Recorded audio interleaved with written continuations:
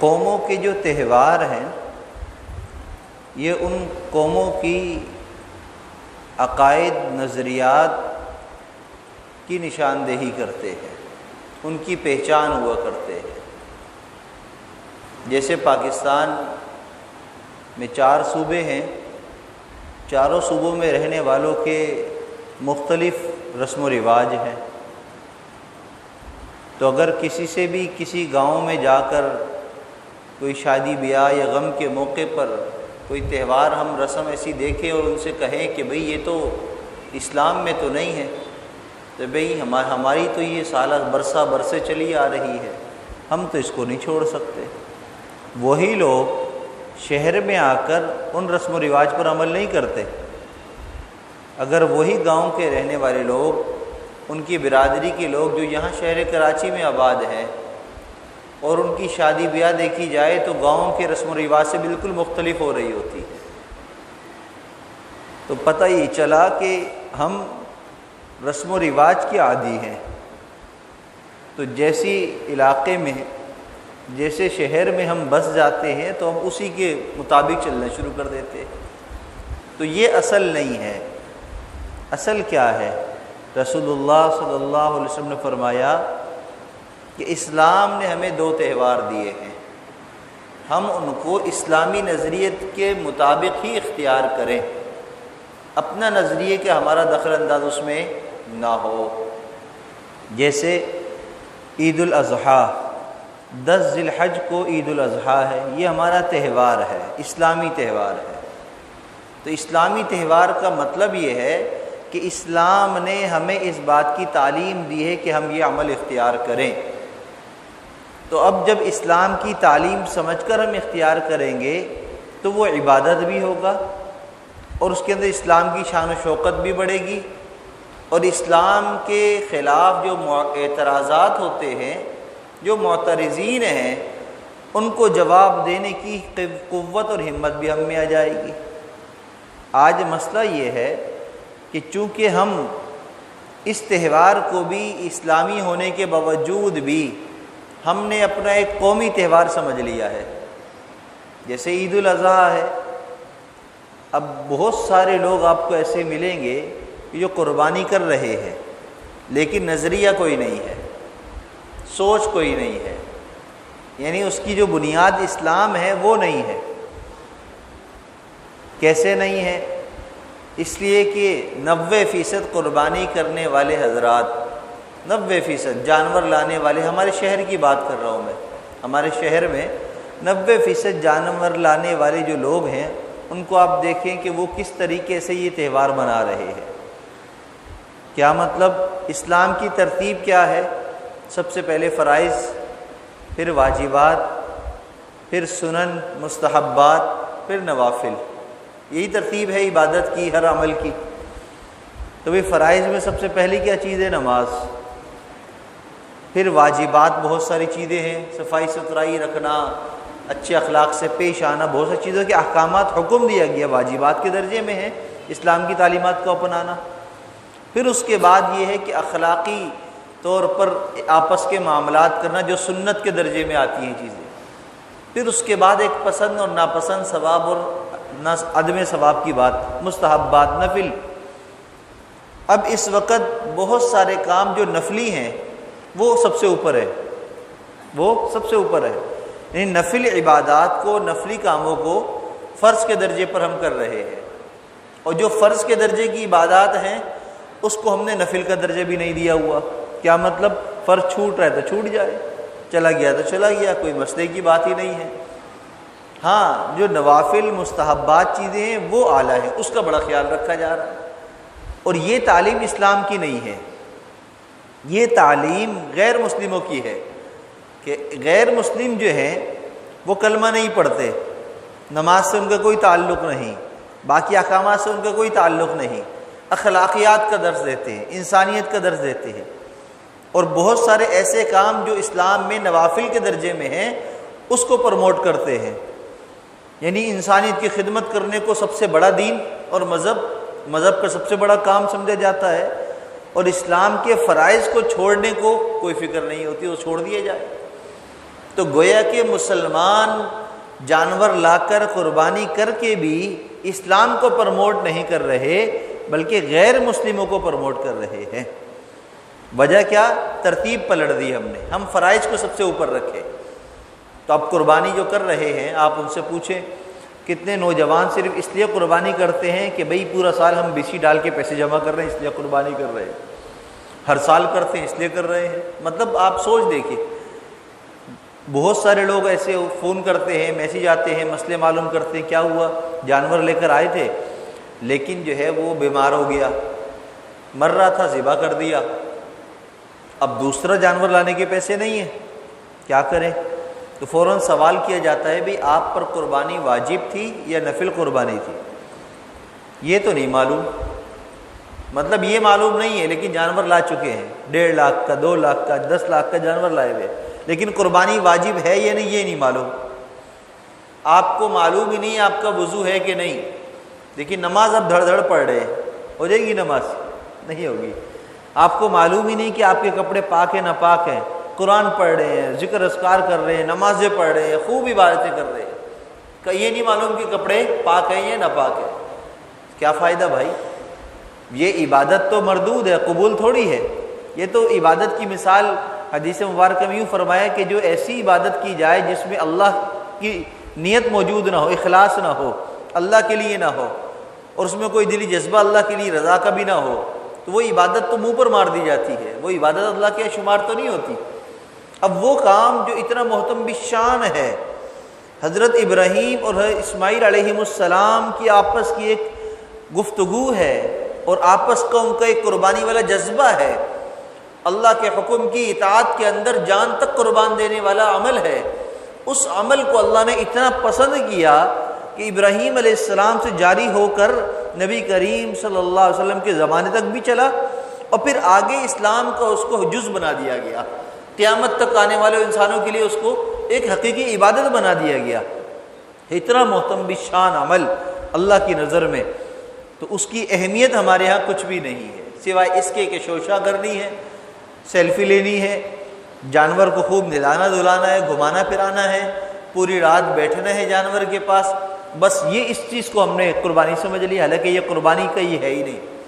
آپ جانور لے کر آئے، 1 مہینہ پہلے لے کر آئے، آپ نے ایک بندہ رکھا، باڑے میں باندھ دیا یا گھر میں کہیں باندھ دیا کسی جگہ پر بھی، آپ نہ دیکھنے گئے نہ اس پر ہاتھ پھیرا، آپ نے کچھ بھی نہیں کیا، لیکن آپ کی نیت کیا ہے کہ میں نے چونکہ بندہ رکھا ہے، میں مصروف ہوں، جا نہیں سکتا ہوں، لہذا وہ خدمت کر رہا ہے، تو آپ کو خدمت کا پورا ثواب آپ کو ملے گا، قربانی کرنے کا ثواب آپ کو ملے گا، آپ کی نیت کے مطابق اس قربانی کا اجر آپ کو ملے گا۔ آپ گئے نہیں، ہاتھ نہیں پھیرا، اس لیے کہ اللہ دل کے مطابق فیصلہ فرماتے ہیں، اخلاص کے مطابق اللہ فیصلہ فرماتے ہیں۔ اب یہ ساری چیزیں تو ہمارے یہاں ہے نہیں۔ ہاں بڑا جانور آ گیا ہے، یہ سبی کا جو ہے نا ونر ہے، یہ فلاں ہے، یہ فلاں ہے، مختلف نام رکھ لیے اس کے اندر چاہے گوشت ہے، چربی ہے، فائدہ مند ہے، نقصان دہ، کوئی نظریہ نہیں ہے، بس شوشہ ہے۔ اسی شوشہ کی وجہ سے آج اللہ تعالیٰ نے ہمیں ایسی آزمائش میں مبتلا کر دیا کہ آج ہم آنکھیں بند کر کے بیٹھ گئے، بالکل ایسے ہی جیسے جو ہے وہ بلی کو دیکھ کر کبوتر آنکھیں بند کر لے اور یہ سوچے بس اب تو میں بچ گیا، مجھے بلی نظر تھوڑی آ رہی ہے، تو بھئی نظر نہ آنے کی وجہ سے جان تھوڑی بچے گی، بلی کو تو نظر آ رہے ہو نا، بلی تو چک لے گی۔ بالکل ایسے ہی ان تمام کاموں کو کرتے ہوئے اسلام سے نظریں چرا لینا، اسلام کے احکامات سے نظریں پھیر لینا اور اپنی آنکھوں کو بند کر کے علماء کی باتوں پر کان نہ دھرنا، اس کی وجہ سے آپ کی قربانی نہیں ہوگی بلکہ دین بھی ضائع ہو جائے گا، دین بھی ختم ہو جائے گا۔ اجتماعی قربانیاں بڑی بڑی، سب سے بڑا نام کراچی میں کیا ہے بھئی JDC، بڑی قربانی ہو رہی ہے۔ کبھی آپ نے مسئلہ معلوم کیا JDC کی قربانی جائز ہے، ناجائز ہے، حلال ہے، حرام ہے، کیا ہے، کون ہے، کیوں کر رہے ہیں؟ نہیں، بس ایک انسانیت کا جذبہ اس بندے میں ہے، حقیقت ہے بہت ہے، ظاہر تو بہت ہے، اندر کتنا ہے وہ نہیں پتہ، وہ اللہ کو پتہ ہے، اس پر ہم بھی سوال نہیں کرتے، جذبہ بہت ہے، لیکن صرف اس کے جذبے کی وجہ سے ہم اسلام کے اتنے محتم بالشان عمل کو ضائع کر دیں، یہ عقل کا تقاضا ہے کیا؟ یہ عقل یہ کہتی ہے کیا؟ کسی کے اچھے جذبے کو دیکھ کر ہم کچرے کے اندر کود جائیں، کنویں میں کود جائیں، یا گندگی کو ہم نگل لیں، ایسا کر سکتے ہیں ہم۔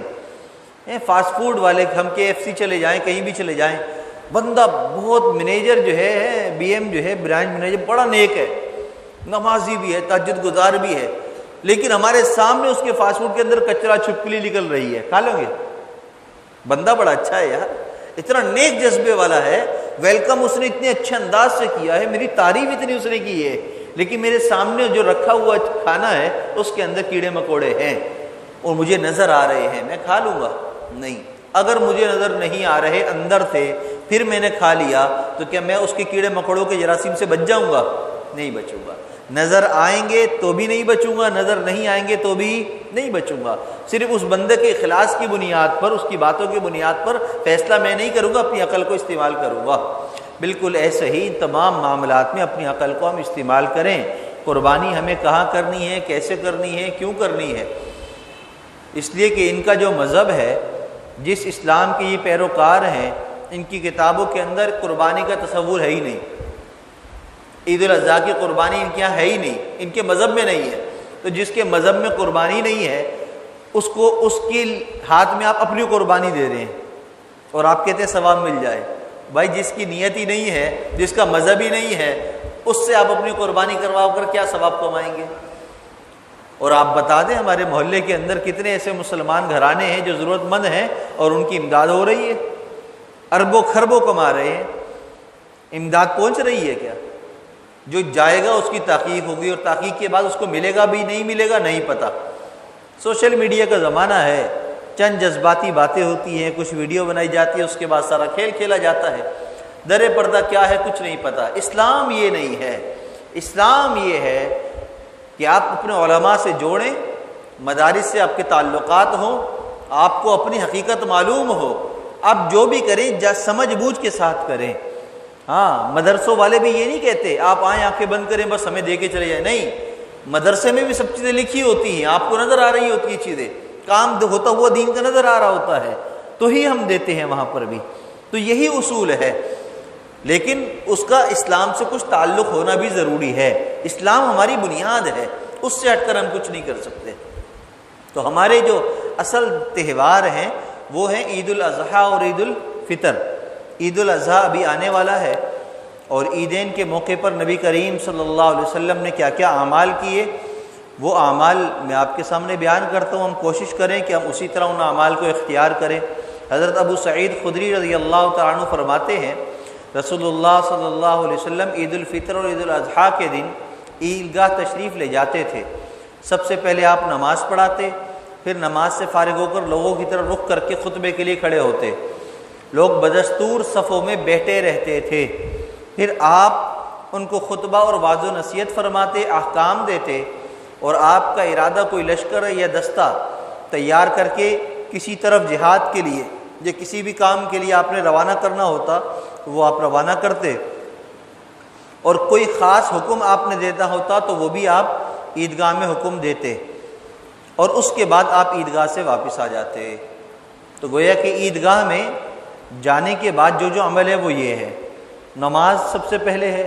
اب ہمارے یہاں نماز سے پہلے اردو میں بیان ہوتا ہے، اس کی وجہ کیا ہے کہ نماز کے بعد، عید کی نماز کے بعد جو خطبہ ہے وہ اصل ہے، تو چونکہ خطبے میں جو باتیں ہوتی ہیں وہ تو عربی میں پڑھی جاتی ہے حکم پورا کرنے کے لیے، تو اس عربی کا مفہوم کیا ہے اس کو نماز سے پہلے اردو میں بیان کیا جاتا ہے، جس کو تقریر اور وعظ کہا جاتا ہے۔ کیونکہ ہماری زبان عربی نہیں ہے، اس لیے اہل عرب کے ہاں یہ پہلے کی تقریر نہیں ہے۔ وجہ اس کی یہی ہے کہ وہ تو اہل عرب ہے، خطبے میں ان کے لیے تقریر موجود ہے، وعظ و نصیحت موجود ہے، اور چونکہ ہم عجمی ہیں تو جہاں بھی عجمی غیر عربی ہیں وہاں پر یہی طریقہ کار رائج ہے کہ اردو میں کچھ واضح و نصیحت ہو جائے، احکامات بیان کر دی جائیں، کچھ فضائل مسائل بیان کر دی جائیں تاکہ لوگ عید کی نماز کے لیے جمع ہو جائیں، اور جب سب جمع ہو جائیں تو پھر عید کی نماز پڑھ لی جائے۔ تو اس کا یہ طریقہ کار ہے۔ حضرت جابر رضی اللہ تعالیٰ عنہ فرماتے ہیں میں نے رسول اللہ صلی اللہ علیہ وسلم کے ساتھ ایک دو مرتبہ نہیں بہت مرتبہ عید کی نماز پڑھی، ہمیشہ بغیر اذان اور اقامت کے نماز پڑھی۔ تو گویا کہ عید کی نماز کے لیے اذان اقامت بھی نہیں ہے۔ عید کی نماز سے پہلے یا بعد میں کوئی اور عبادت ہے یا نہیں؟ حضرت عباس رضی اللہ تعالیٰ عنہ فرماتے ہیں رسول اللہ صلی اللہ علیہ وسلم نے عید الفطر کے دن 2 رکعت نماز پڑھی اور اس سے پہلے یا بعد میں کوئی نفل نماز نہیں پڑھی۔ تو گویا کہ عید کی فجر کی نماز کے بعد پھر اشراق چاشت کی کوئی نماز نہیں، صرف عید کی نماز ہے، اور عید کی نماز سے پہلے اشراق نہیں، عید کے بعد بھی کوئی نماز نہیں، بلکہ عید الاضحیٰ میں عید کی نماز کے فوراً بعد جو عبادت ہے وہ قربانی ہے، وہ قربانی ہے، کیونکہ عید کا دن تہوار ہے، خوشی کا دن ہے۔ خوشی کے دن میں عبادات کا بوجھ نہیں ڈالا گیا ہے۔ نبی کریم صلی اللہ علیہ وسلم نے عیدین کے دنوں کے اندر خوشی کے لیے سب کو موقع دیا اور نفلی عبادت کو بھی اختیار نہیں کیا، لہذا عید کی نماز جو واجب ہے اس کو ادا کر لیا جائے، اس کے بعد پھر یہ ہے اس کوئی اور عبادت نہ کی جائے، بلکہ عبادات جو قربانی ہے اس کے اندر اپنے آپ کو لگا لیا جائے، اس کے ثواب کو حاصل کیا جائے۔ اب موسم چل رہا ہے بارش کا، بارش ہو جاتی ہے، کبھی ختم ہو جاتی ہے، اور حکم کیا ہے؟ عید کی نماز عیدگاہ میں ادا کی جائے۔ نبی کریم صلی اللہ علیہ وسلم کی سنت یہی ہے، آپ کا معمول یہی ہے کہ آپ عیدگاہ میں ہی نماز ادا کرتے تھے۔ تو اب عیدگاہ کے اندر بارش کی وجہ سے پانی جمع ہو گیا، مٹی خراب ہو گئی، نماز ادا کرنے کی جگہ باقی نہیں رہی، تو کیا کیا جائے؟ شریعت میں اس کا حل موجود ہے۔ حضرت ابو ہریرہ رضی اللہ تعالیٰ عنہ فرماتے ہیں ایک دفعہ عید کے دن بارش ہوئی تو رسول اللہ صلی اللہ علیہ وسلم نے ہم کو عید کی نماز مسجد نبوی ہی میں پڑھائی۔ تو گویا کہ جب کوئی عذر پیش آ جائے تو جو متبادل ہے اس کو اختیار کیا جائے، اور عیدگاہ کا متبادل جامع مسجد ہے، لہذا پھر مسجد میں ہی نماز کا اہتمام کر لیا جائے تو ثواب اس کا حاصل ہو جائے گا۔ عید الاضحیٰ میں اور عید الفطر میں عام طور پر کھانے پینے کا آپ کا معمول کیا تھا؟ اس کے بارے میں حضرت بریدہ رضی اللہ تعالیٰ عنہ فرماتے ہیں رسول اللہ صلی اللہ علیہ وسلم کا معمول یہ تھا کہ آپ عید الفطر کی نماز کے لیے کچھ کھا کر تشریف لے جاتے تھے، اور عید الاضحیٰ کے دن نماز پڑھنے تک کچھ نہیں کھاتے تھے۔ اور نماز کے بارے میں ایک بات میں آپ کو بتلا دوں، ہمارے ہاں تاخیر بہت ہونے لگی ہے، بلا وجہ عید کی نماز میں بہت تاخیر کرنا خلاف سنت ہے۔ کسی عذر کی وجہ سے، کسی مجبوری کی وجہ سے اگر عید کی نماز تاخیر سے پڑھی جائے تو اس میں کوئی حرج نہیں ہے، لیکن بغیر عذر کے 9-10 بجے نماز کا اہتمام کرنا یہ خلاف سنت عمل ہے۔ یہی وجہ ہے کہ ہم دیکھتے ہیں کہ ایک عرصے دراز سے عید کی نماز کی جو ترتیب ہے وہ اکثر اشراق کے فوراً بعد ہے، جیسے ہی سورج طلوع ہو جائے فوراً بعد پڑھی جاتی ہے، کہیں 1 گھنٹہ لیٹ، کہیں آدھا گھنٹہ، کہیں 15 منٹ، کہیں 20 منٹ، بس یہی ترتیب ہر جگہ ہے اور یہی سنت ہے۔ بہت زیادہ تاخیر کرنا بغیر کسی عذر کے یہ جائز نہیں ہے۔ عذر کیا ہے؟ مثال کے طور پر عید الاضحیٰ ہے یا عید الفطر ہے، صبح فجر کی نماز کے لیے ہم اٹھے تو دیکھا بارش ہو رہی ہے۔ کیا ہو رہی ہے؟ بارش ہو رہی ہے، اور بارش ایسی ہے کہ اگر ہم مسجد میں آتے ہیں چھت کے نیچے نماز پڑھنے کے لیے تو بھی آنا مشکل ہے، پانی کی وجہ سے یا بارش کی تیزی کی وجہ سے، راستے بھی خراب ہیں، آ نہیں سکتے۔ اب عید کی نماز مؤخر کر دی جائے، ضروری نہیں ہے کہ اگر وقت مقرر ہو چکا تھا اسی پر پڑھی جائے، یہ ضروری نہیں ہے۔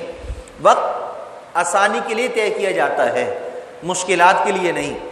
جب طے شدہ کام پر وقت پر اگر عذر پیش آ جائے تو اس کو مؤخر کرنا بھی کوئی خلاف سنت نہیں ہے، لیکن ہمارے ہاں اس چیز کا اہتمام نہیں ہے۔ وجہ کیا ہے؟ دین کی بنیادی باتوں کا علم ہی نہیں ہے۔ تو یہ دین کی بنیادی باتیں ہیں کہ آپ کو اس چیز کا معلوم ہو کہ کہاں جو ہے شرعی اعتبار سے ہمیں رخصت ہے، کہاں نہیں ہے، کہاں سنت ہے، کہاں خلاف سنت، اس بات کا علم ہونا چاہیے۔ اب بارش ہونے کی وجہ سے 6:45 7 بجے عید کی نماز ادا نہیں ہو پا رہی۔ لوگ کتنے آئے ہیں؟ 4 صفحے لوگ ہیں، 5 صفحے لوگ ہیں، 10 صفحے ہیں، حالانکہ عید کی نماز میں 5000 10,000 کا مجمع ہوتا ہے، اور یہاں پر 1000 بھی نہیں ہے، یا 1000 2000 ہیں تو کم ہیں لوگ، تو باقی لوگ کہاں پڑھیں گے نماز؟ لہٰذا عید کی نماز مؤخر کر دی جائے، جب بارش رک جائے زوال سے پہلے تو اس وقت پڑھ لی جائے۔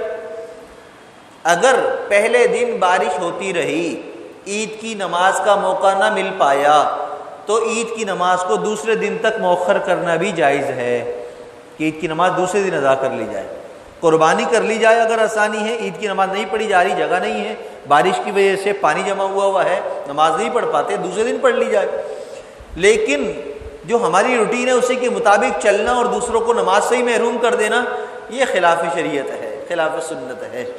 تو ان چیزوں کا ہمیں علم ہونا ضروری ہے تاکہ ہم اس کے مطابق اپنے معاملات کو مساجد میں، عیدگاہوں میں ان کو چلا سکیں، ان پر عمل کر سکیں۔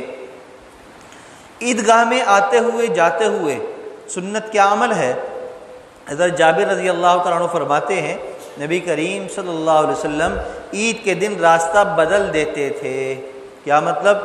عید کی نماز کے لیے جس راستے سے عیدگاہ تشریف لے جاتے، واپسی میں اس کو چھوڑ کر دوسرے راستے سے تشریف لاتے تھے۔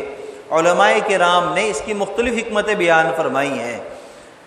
صاحب معارف الحدیث یہ فرماتے ہیں کہ میرے نزدیک ان میں زیادہ قریب قیاس یہ ہے، آپ یہ اس لیے کرتے تھے کہ اس طرح شعائر اسلام اور مسلمانوں کی اجتماعیت اور شوقت کا زیادہ سے زیادہ اظہار و اعلان ہے۔ کیا مطلب؟ کہ ایک طرف سے لوگ آ رہے ہیں پھر جا رہے ہیں تو پورے علاقے میں آمد و رفت ہو رہی ہے، کچھ ادھر سے آنے والے ادھر سے جا رہے ہیں، ادھر سے آنے والے ادھر سے جا رہے ہیں، مطلب وہ صبح سے ایک چہل پہل پورے علاقے میں چل رہی ہے، لوگوں کی آمد و رفت ہو رہی ہے، تو شان و شوقت بڑھتی ہے۔ کیا پتہ چلتا ہے بھئی آج عید ہے نا، تو اس لیے لوگوں کی آمد و رفت بہت ہو رہی ہے، تو ایک طرف سے عیدگاہ میں آنا، دوسری طرف سے نکلنا، پھر گھوم کر راستے میں جانا۔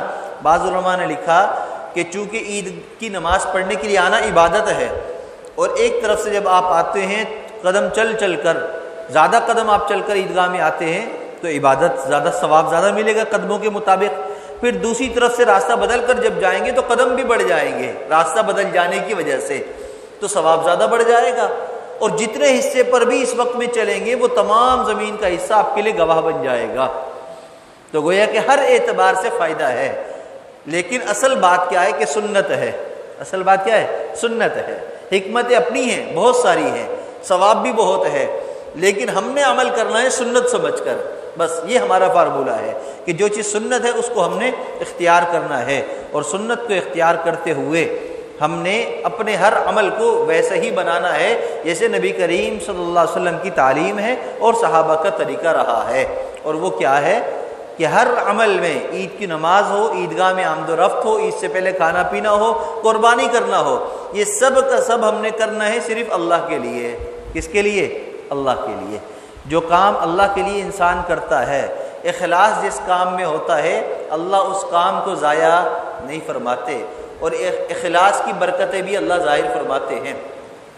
حضرت عمر فاروق رضی اللہ تعالیٰ عنہ کے زمانے کا واقعہ ہے کہ ایک جنگ میں ایک علاقے کا ایک شہزادہ وہ گرفتار ہو گیا، اور وہ شہزادہ اتنا نڈر اور بہادر تھا کہ جب تک وہ مقابلے پہ رہا صحابہ کرام کو بڑی پریشانی ہوئی۔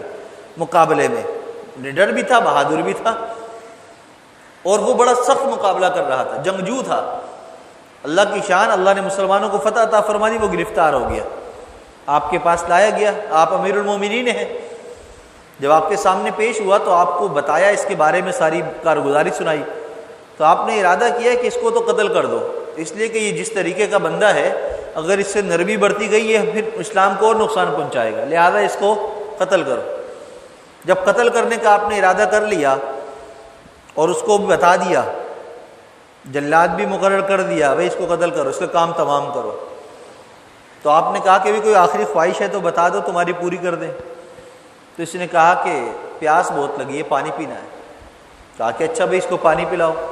اب پانی کا پیالہ لے لیا، پیتا نہیں ہے، کہاں پر ہے۔ حضرت عمر فاروق رضی اللہ عنہ فرماتے ہیں بھائی پانی پیو، پیتے کیوں نہیں، کانپتے کیوں ہو؟ کہا کہ مجھے ڈر ہے اس بات کا کہ میں پانی پینے لگوں گا تو آپ کا جلاد میرا سر قلم کر دے گا۔ آپ نے فرمایا کہ نہیں، جلاد سے کہا جب تک یہ پانی نہ پی لے اس کا سر قلم نہ کرنا، اس کا سر قلم نہ کرنا۔ جیسے اس نے یہ بات سنی، پانی اس نے پھینک دیا۔ جب پانی پھینکا تو وہ پانی تو جذب ہو گیا مٹی میں نیچے۔ تو آپ حیران، یہ کیا کیا، پانی کیوں پھینک دیا؟ کہا کہ آپ نے مجھے زبان دی ہے، قول دیا ہے کہ جب تک میں یہ پانی نہیں پی لوں گا آپ میرا سر قلم نہیں کریں گے۔ کہا کہ ہاں کہا ہے۔ کہا کہ پانی تو واپس آ نہیں سکتا، لہٰذا جب میں پانی نہیں پیوں گا تو آپ میرا سر بھی قلم نہیں کریں گے۔ آپ اس کی ہوشیاری پر حیران ہوئے، تعجب ہوا آپ کو، کتنا ہوشیار بھی ہے، سمجھداری بھی اس نے بڑی دکھائی ہے۔ کہا کہ اچھا چلو تمہیں چھوڑتے ہیں۔ قتل کا ارادہ ختم کر دیا۔ جب اس کو آزادی کا پروانہ دے دیا تو کہنے لگا کہ میں جانے سے پہلے آپ کو میں بتلا دوں کہ میں اسلام قبول کرتا ہوں، آپ مجھے کلمہ پڑھا کر مسلمان بنا دیں۔ آپ اور حیران، بھئی تو پہلے جب گرفتار ہوا کلمہ پڑھ لیتا، مسلمان ہو جاتا تو بات نوبت یہاں تک آتی نہیں، تو تیرے قتل تک بات نہیں آتی۔ کہنے لگا کہ پہلے اگر میں اسلام قبول کر لیتا تو لوگ کہتے کہ میں گرفتار ہو گیا، ڈر کی وجہ سے میں اسلام قبول کر رہا ہوں، اب چونکہ میرے اوپر سے قتل کی جو ہے وہ تلوار ہٹ گئی ہے گردن پر سے، لہذا اب میں آزاد ہوں تو میں اپنی آزادی کے ساتھ اسلام قبول کر رہا ہوں۔ اخلاص اس کے دل کے اندر تھا اسلام کے لیے، تو اللہ تعالیٰ نے اس کی سمجھداری کے ذریعے اس کو ایسے بہانے تک پہنچا دیا کہ اسلام کی دولت بھی مل گئی، جان بھی بچ گئی۔ آج بعض مرتبہ ہم اخلاص کی نہ ہونے کی وجہ سے نقصان اٹھاتے ہیں، کام صحیح کر رہے ہوتے ہیں لیکن اخلاص نہ ہونے کی وجہ سے نقصان اٹھا لیتے ہیں۔ تو اگر ہم اخلاص کے ساتھ سارے کام کرنے شروع کر دیں تو کام ہمارے بہت آسان ہیں، منزل تک پہنچنا بہت آسان ہے۔ جس رب کے لیے ہم کر رہے ہیں بس اس کو دکھا لیا کافی ہے، لوگوں کی پرواہ نہ کریں۔ اگر آپ کے اخلاص والے کام میں لوگ کیڑے نکالتے ہیں، پرواہ نہ کریں، آپ